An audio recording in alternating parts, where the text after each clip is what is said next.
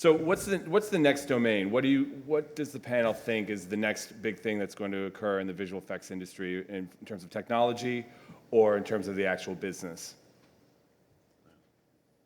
What do you think? I think from our end, we believe that it's already happening. We've had digital, abilities to create real-looking environments and, all kinds of scenes and characters and, things that have worked really well, creatures. I think clearly the fact that we'll have real-looking actors digitally created that will be able to have that absolute hyper-realism that is expected,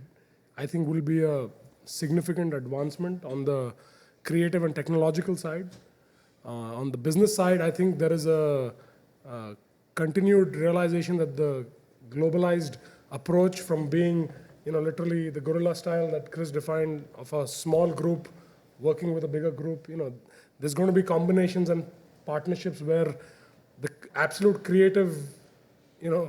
think tank has to lock into the big production infrastructure to be able to deliver, the best efficiency that you can find. And, that, because the nature of the beast in visual effects as we, look at it as it's a delicate balance between the creative technology and the financial aspect. And frankly, those three dynamics don't exist in almost any other industry where you've got such a huge dependence on the creative aspect, which is always subjective, technology that keeps changing, and a financial model where you've got $1 million to get, let's say, the work done. There's no,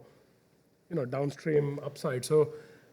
keeping those two in mind, you've got to make sure that you can toe the line on developing these tools and technologies while the business has to look at its own end of how, otherwise films will not be made, or they will not have their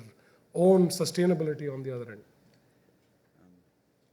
I think for producers, I wouldn't dismiss 3D so easily and quickly because I think overseas it's hugely popular, probably more so than in the States, but you need a reason to get families to get out of the house and go see movies, and I think a spectacle is the easiest way of doing that, whether it's Man of Steel or whatever it is. They may not want to go see a drama or a comedy in the theater, but it's one surefire way of getting audiences out there. I think on a practical level, I think the idea of what visual effects are is starting to become kind of hard to get your head around, because if you look at any budget, prepared for a film, I mean, we have now digital tools or quote visual effects are appearing in every single line item. It's in vehicles, it's in extras, it's in cast, it's in set design, it's in visual effects, which means, I guess, explosions and things like that at this point. But it's all throughout the budget of a film, and we're still structuring our approach to making films with this notion that down the hall there's this visual effects, and anytime you run into anything that's going to require the use of digital tools, you now call down the hall to visual effects, which is insane because it's like having a department of hammers, and every time you need a hammer, you have to go see them, no matter what you're doing anywhere in the movie. So I see a change occurring in the next couple of years where we sort of break this notion of visual effects down into much smaller pieces. And I think any producer now has to start thinking about departments on their film being populated with people that have access to digital tools and have a digital approach to it, so that when you have a discussion about